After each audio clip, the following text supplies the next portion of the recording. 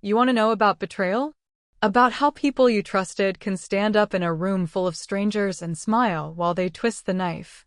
Let me tell you about the day I sat in that law office and watched my son's wife practically dance on my grave while I was still breathing.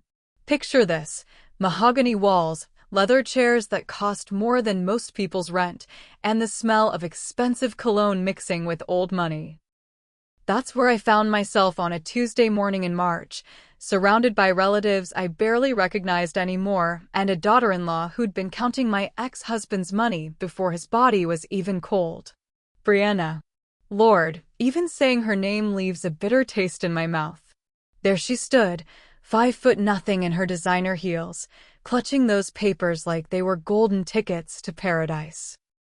Her weave was laid to perfection, nails done, outfit coordinated from head to toe, all of it paid for by Leon's generosity while he was alive. And now she was about to cash in on his death. Well, she announced, her voice carrying that fake sweetness she used when she wanted everyone to pay attention. It looks like Leon really knew who he could trust with the important things. She waved the inheritance documents in the air like she was conducting an orchestra of jealousy. The beachfront properties in Miami, the vintage car collection, the stock portfolio. Each word dripped with satisfaction, each item a small victory in whatever game she thought she was winning. The room buzzed with the kind of polite murmurs you hear at church when someone's showing off their new hat. Cousin Margaret nodded approvingly. Uncle James whistled low under his breath. Even my own sister, Ruth, looked impressed. They were all watching Brianna like she'd just announced she'd won the lottery, which I suppose in their minds, she had. And me? I sat there holding my own folder, feeling the weight of their expectations. They were waiting for the other shoe to drop, waiting to see what scraps Leon had thrown to his first wife, the woman who'd helped him build everything he had before this young thing came along and turned my son's head around. Oh, and Marilyn, Brianna turned to me with that smile that never quite reached her eyes. You got something too. The way she said it, like she was talking to a child who needed to be included in the grown-ups conversation. The old freight terminal. How thoughtful. The laughter that followed wasn't cruel, exactly. It was worse than that. It was pity. These people thought Leon had given me the equivalent of a participation trophy, some dusty old building that nobody wanted and nobody could use. They were already calculating in their heads how much it might be worth for scrap metal, maybe wondering if I could rent it out for storage to pay my bills. Well, said my nephew Carlos, trying to be kind, at least it's something, right, Aunt Marilyn?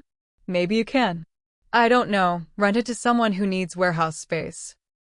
Or sell it to a developer, chimed in Ruth, her voice full of that false encouragement people use when they're trying to make you feel better about getting the short end of the stick.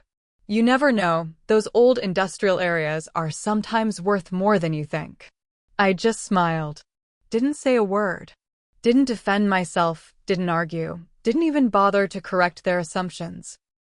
I just sat there with my little folder, watching my son Evan squirm in his seat because even he looked embarrassed by what his father had left me. Brianna had already started planning out loud how she was going to redecorate the Miami condo, what kind of parties she'd throw, how she'd finally be able to live the life she deserved. The lawyer, Mr. Pettigrew, cleared his throat and started reading through the legal language, but I wasn't really listening anymore. My mind was stuck on one detail that nobody else seemed to have noticed. There was a handwritten note attached to my inheritance papers. Leon's handwriting, shaky from the illness that took him, but definitely his. And all it said was, "Read everything carefully, Mari. Some treasures hide in plain sight." When the meeting finally ended, I gathered my things quietly while Brianna held court in the corner, already calling contractors and interior designers. Evan looked torn between staying with his wife and walking me to my car, but Brianna solved that problem by latching onto his arm and pulling him into her celebration. I made my exit alone, just like I'd gotten used to doing over the past 5 years since the divorce was finalized. But as I walked to my car, I kept thinking about that note. Leon might have been a lot of things: unfaithful, selfish, easily swayed by a pretty face and fake tears, but he wasn't stupid. He'd built a successful business from nothing, turned a small construction company into a regional empire. Men like that don't just throw away assets on sentimental gestures. That night, I spread all the papers across my kitchen table and read every single word. The property deed, the tax records, the maintenance reports. The old freight terminal sat on 12 acres in the industrial district, built in 1962, last renovated in 1998. On paper, it looked like exactly what everyone thought it was: a relic from another era, a dinosaur taking up space in a world that had moved on. But there was something else in the folder. A small metal lockbox, the kind you might use for important documents or jewelry. It was locked, and I didn't have the key, but the note had said to read everything carefully. Maybe the key was somewhere in the paperwork I hadn't found yet. I drove out to see the property the next morning, mostly because I couldn't sleep and needed something to do with my hands. The freight terminal looked even worse in daylight than it had in the old photos. Gray concrete walls stained with decades of weather, loading docks that hadn't seen a truck in years, windows so dirty you couldn't see through them. Weeds grew up through cracks in the parking lot, and someone had spray-painted graffiti across the main entrance. Standing there looking at this monument to decay, I understood why everyone had laughed. This place looked like it would cost more to tear down than it was worth. But Leon's note kept echoing in my head, and I found myself walking the perimeter of the building, looking for something I couldn't name. That's when I noticed the surveyor's markers. Fresh ones, the kind they use when they're planning new construction or studying soil composition. Someone had been out here recently, measuring and marking and taking notes. And not just anyone.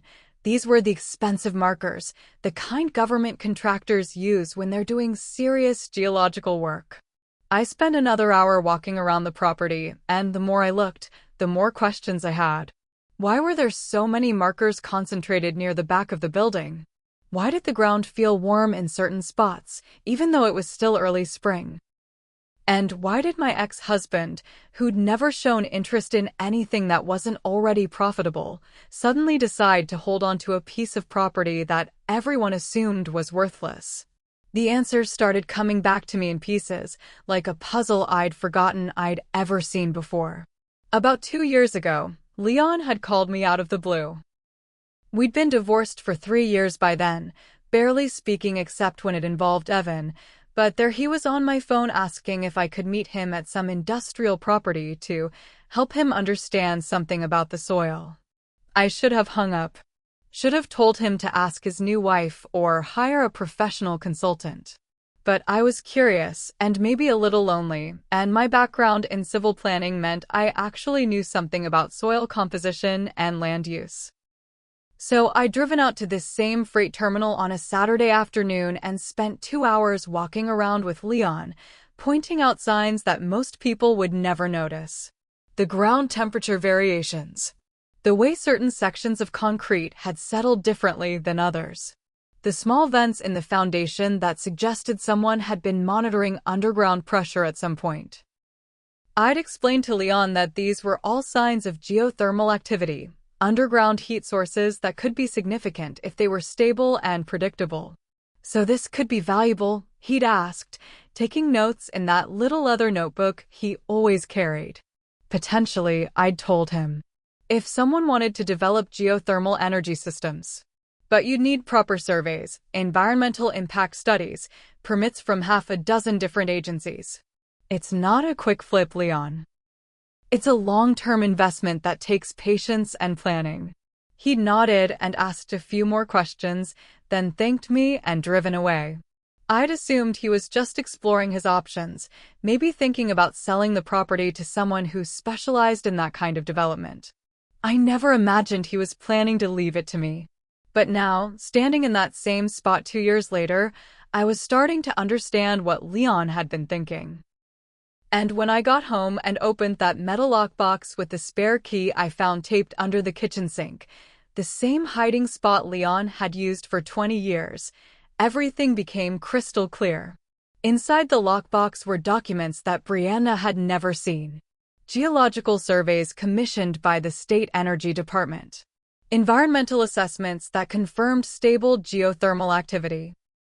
And most importantly, a preliminary agreement with a clean energy company that had been waiting for the property ownership to transfer before they could move forward with development.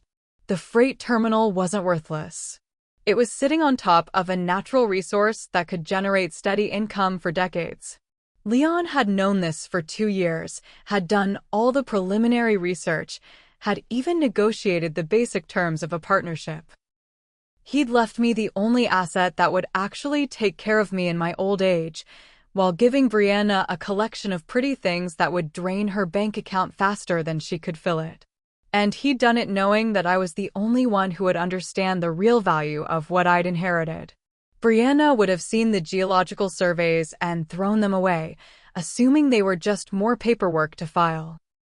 She would have missed the significance of the energy company's interest, would have sold the property for whatever quick cash someone offered her. But I knew what I was looking at. And more importantly, I knew what it meant.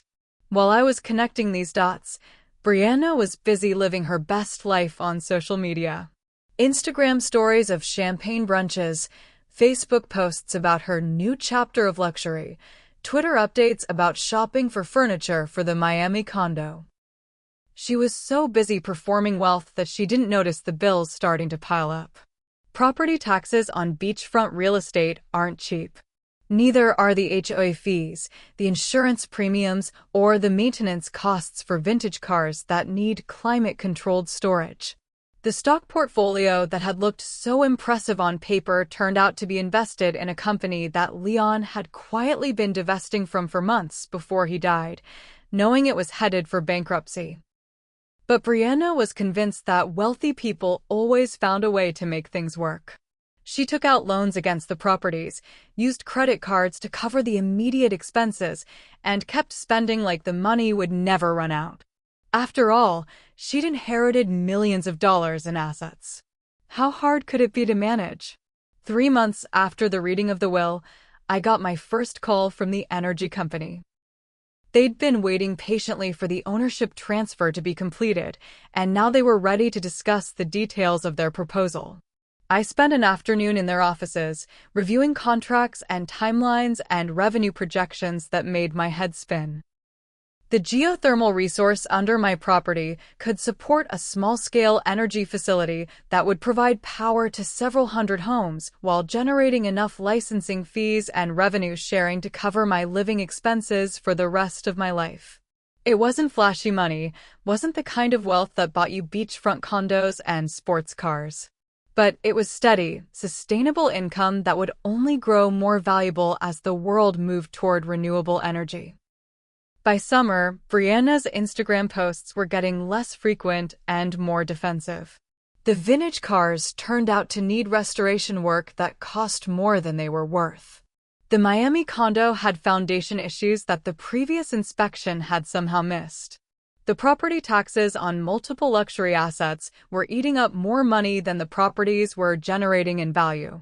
But instead of cutting her losses, Brianna doubled down. She took out bigger loans, convinced that she just needed to get through this temporary rough patch before everything started paying off. She hired expensive accountants and property managers, thinking that professional help would solve problems that were fundamentally about over-leveraging assets she couldn't afford to maintain. And through it all, she kept looking down on me and my worthless inheritance. Even when the bills started piling up and the creditors started calling, even when she had to sell some of her jewelry to make ends meet, she still acted like I was the one who'd gotten the raw deal. "At least you don't have to worry about property management," she said to me at Evan's birthday dinner that July, her smile brittle around the edges. "Sometimes I think Leon gave you the easier path, you know? No stress, no complications." I just smiled and poured myself another glass of wine. By then, I'd already signed the preliminary agreements with the energy company and hired the environmental consultants who would oversee the site preparation. But I didn't see any reason to share that information with someone who'd spent the last 4 months bragging about her good fortune. The phone call from Evan came at 3 in the morning in September. I knew before I answered that something was wrong. My son had never been much for dramatic gestures, and midnight phone calls weren't his style. "Mom," he said, and I could hear the exhaustion in his voice, the kind of bone-deep tiredness that comes from months of stress and worry. "I need to ask you something, and I need you to be honest with me." "What is it, baby? Did Dad leave you something more than just that old building?" "Because I've been looking at our finances, and nothing makes sense anymore. We're hemorrhaging money on these properties, and Brianna keeps saying it's normal, that wealthy people always have these kinds of expenses at first. But I don't think we can keep this up much longer." I closed my eyes and felt my heart break a little bit for my son, who'd been caught in the middle of his father's last manipulation. Because that's what this was, wasn't it? Leon's final chess move, setting up a scenario where the people who mattered to him would eventually have to choose between illusion and reality. "Evan," I said carefully, "have you actually read through all the paperwork your father left you? Not just the summary sheets, but all of it. Brianna handles most of that stuff. She says I don't need to worry about the details." "Maybe you should worry about the details, honey. Maybe you should take a day when Brianna's not around and go through every single document your father left behind. Don't take anyone else's word for what any of it means. Read it yourself." There was a long pause, and I could practically hear him thinking. "Mom, there's something else. Brianna's been talking about taking out another loan, a big one, against the Miami property. She says it's just to tide us over until the stock portfolio starts performing better. But I looked up that company Dad invested in, and I think it's going out of business. What do you think you should do about that?" Another pause. When Evan spoke again, his voice was smaller, younger. "I don't know. I don't know anything anymore. I thought inheriting all this money would solve our problems, but it feels like it's created new ones. And when I try to talk to Brianna about it, she acts like I'm being ungrateful or paranoid." "Come see me tomorrow," I said. "There's something I want to show you." I spent that night thinking about my son, about the boy who'd been so eager to please his father, so desperate for Leon's approval that he'd married the woman Leon chose for him and built the life Leon thought he should want. Evan had always been sensitive, thoughtful, more interested in fixing things than breaking them. But somewhere along the way, he'd stopped trusting his own judgment, started letting other people make decisions for him. When he showed up at my door the next afternoon, he looked like he hadn't slept in weeks. His clothes were wrinkled, his usually perfect hair was uncombed, and there were dark circles under his eyes that made him look older than his 32 years. "Where's Brianna?" I asked as I let him in. "Spa day. She said she needed to decompress from all the stress of managing our investments." The bitterness in his voice was new, and it told me more than any explanation could have. I made coffee and sat him down at my kitchen table, the same table where I'd spread out my own inheritance papers 6 months earlier. Then I showed him everything. The geological surveys, the energy company contracts, the revenue projections, the development timeline that would transform that ugly freight terminal into a clean energy facility that would benefit the entire community. Evan stared at the papers for a long time without saying anything. When he finally looked up at me, his eyes were wide with something that might have been relief or might have been grief. "Dad knew," he said quietly. "He knew the whole time what he was doing. Your father was many things, but he wasn't stupid. He understood that real wealth isn't about owning expensive toys. It's about having sustainable income and making choices that create value over time." But why didn't he just tell us? Why did he set it up like this? That was the question I'd been dreading, because answering it meant talking about things that would hurt my son's feelings and probably damage his marriage even further. But Evan deserved the truth. Because he knew that Brianna would pressure you into making short-term decisions that served her immediate wants rather than your long-term needs. And he knew that you've spent so many years trying to please other people that you'd lost touch with your own judgment about what's actually valuable. Evan was quiet for a long time, staring at the papers spread across the table. When he spoke again, his voice was steady but sad. She's going to file for divorce when she finds out, isn't she? When she realizes that we don't actually have access to millions of dollars in liquid assets. I don't know, baby. But if she does, maybe that tells you something important about why she married you in the first place. Can I? He paused, looking uncertain. Would you let me help with this project? The energy facility, I mean. I know I don't have any experience with that kind of development, but I could learn. And maybe it would be good for me to do something real for once, something that actually matters. I reached across the table and took his hands, these hands that had been gentle even as a little boy, that had always been better at building things than tearing them down. Your father left me that property, but he left you something more important. He left you a choice. You can keep chasing after the life that Brianna thinks you should want, or you can help me build something that will still be valuable when we're both gone. That conversation changed everything. Over the next few months, Evan spent more and more time at my house, learning about renewable energy development, meeting with the engineers and contractors who would oversee the project, discovering that he had a talent for managing complex systems that he'd never had a chance to explore. Brianna didn't take it well. At first, she tried to convince him that he was wasting his time on a boring old project when he could be networking with important people and building his personal brand. When that didn't work, she accused him of choosing me over her, of being manipulated by his bitter ex-wife of a mother.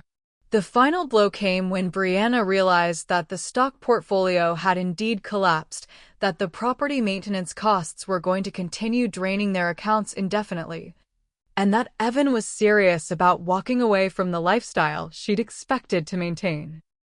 She filed for divorce 3 days before Christmas, claiming that Evan had deceived her about his true financial situation and failed to provide the security she'd been promised. Evan was devastated, but not in the way I'd expected. He wasn't heartbroken about losing Brianna. He was angry about the years he'd spent trying to become someone he wasn't, about all the choices he'd made based on other people's expectations instead of his own values. I feel like I've been sleepwalking, he told me one evening as we reviewed the construction timeline for the energy facility. Like I've been living someone else's life for so long that I forgot what I actually wanted. What do you want now? He looked out the window toward the freight terminal, where the first phase of construction was already underway. Heavy machinery had cleared the weeds and debris, environmental specialists had completed their assessments, and the foundation work for the geothermal systems was scheduled to begin in the spring. I want to build something that lasts, he said. I want to make decisions that I can be proud of 10 years from now. And I want to stop caring so much about what other people think of my choices. The divorce was finalized in March, exactly 1 year after the reading of the will. Brianna got to keep the Miami condo and the vintage car collection, but she also got to keep the maintenance costs and tax obligations that went with them.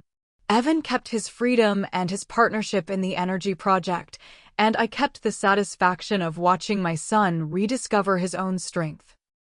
By the time the facility was fully operational, it was providing clean energy to over 300 homes and generating enough revenue to support not just me and Evan, but a small staff of local workers who maintained the systems and managed the community outreach programs we'd established. We'd turned that ugly freight terminal into something that actually served the community, something that would keep providing value long after we were gone. The irony wasn't lost on me. Leon had spent his whole life accumulating things that made him look successful, but the most valuable gift he ever gave anyone was a piece of property that looked worthless until you understood what was underneath. 6 months after the divorce was final, Brianna called me. I almost didn't answer. We hadn't spoken since the day she signed the papers, and I couldn't imagine what she might want to discuss. But curiosity got the better of me. Marilyn, she said, and her voice sounded different. Smaller. Less certain. I heard about what you and Evan built out there. The energy thing. It's called a geothermal facility, I said. And yes, it's doing well.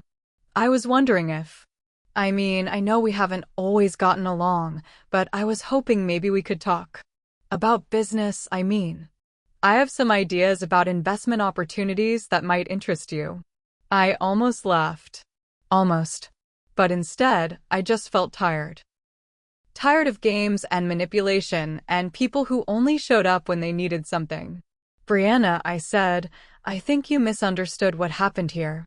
This isn't about getting rich quick or finding new ways to leverage assets. This is about building something sustainable with people who share your values and your vision for the future. And I don't think you and I share those things. But I could learn, she said quickly. I made some mistakes, I know that now. But I'm ready to be different, to approach things differently. Maybe you are, I said. But you're going to have to prove that to yourself first, with your own choices and your own work. I'm not going to be your safety net or your business partner. I'm done being anyone's backup plan. After I hung up, I sat in my kitchen for a long time, thinking about forgiveness and second chances and the difference between mercy and enabling. Maybe someday Brianna would figure out how to build a life based on something more solid than appearance and acquisition. Maybe she'd learn the difference between wealth and value, between having money and creating it. But that wasn't my responsibility anymore. My job was to tend the garden I'd planted with my son, to nurture the relationships and projects that brought meaning to my life, and to stop wasting energy on people who only valued me for what I could do for them. The freight terminal runs quietly now, its systems humming beneath the ground, converting the Earth's heat into electricity that powers homes and businesses throughout the county. Evan manages the day-to-day operations with a competence and confidence that grows stronger every year, and I've started working with other women who've inherited worthless properties, helping them look beneath the surface to find value that others have overlooked. Some gifts do look plain until you learn how to read them. Some losses do save you from worse mistakes. And some inheritances aren't really about property at all. They're about who you become when the illusions fall apart and you finally have to face the truth about what actually matters. Leon left me more than a building and some contracts. He left me the chance to rediscover my own judgment, to rebuild a relationship with my son based on mutual respect rather than family obligation, and to create something that would outlast all of us. But mostly, he left me the freedom to stop caring about what people like Brianna thought of my life choices. And in the end, that might have been the most valuable inheritance of all. When I drive past the facility now, watching the steam rise from the vents and knowing that clean energy is flowing into the grid, I think about the woman I was a year ago, sitting in that lawyer's office while everyone around me laughed at what they thought was my consolation prize. I think about how desperate I was to prove that I hadn't been forgotten or dismissed, how much I needed their validation even though I knew their values were skewed. I don't need that validation anymore. I don't need anyone to understand the choices I've made or approve of the life I've built. I have work that matters, relationships that nourish me, and the deep satisfaction that comes from creating value rather than just consuming it. And late at night, when the facility is running at peak efficiency and the house is quiet and I'm alone with my thoughts, I sometimes whisper a thank you to Leon for seeing something in me that I'd forgotten was there. Not the woman who'd been hurt by betrayal and diminished by divorce, but the woman who understood that the most important treasures are often the ones that don't glitter, the ones that require patience and wisdom and faith in tomorrow's possibilities. That's the inheritance that actually changed my life. Not the property, not the contracts, not even the financial security.